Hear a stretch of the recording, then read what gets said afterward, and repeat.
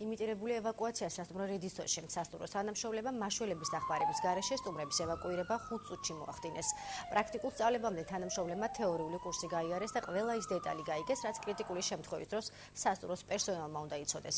სასტუმროს უსაფრთხოების მიზნით რედისონის თანამშრომლები იმიტირებულ ევაკუაციას წელიწადში ერთხელ ატარებენ და მასში თანამშრომლების გარდა სახანძრო და სამაშველო სამსახურები მონაწილეობენ.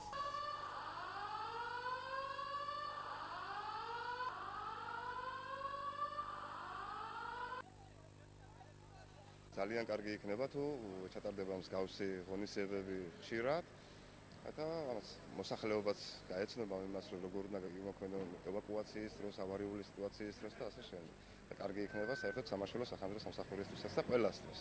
უსაფრთხოების ტრენინგია და კონკრეტულად არის ხანძრის შემთხვევაში ევაკუაციისას როგორ უნდა მოიქცეს სასტუმროს თანამშრომლებმა და სტუმრებმა მსგავს შემთხვევებში, რა თქმა უნდა, მობილიზებულად, დირექტივებით და ყოველგვარი პანიკისა და სრული სიმშვიდის დაცვით მოახდინონ სრული ევაკუაცია.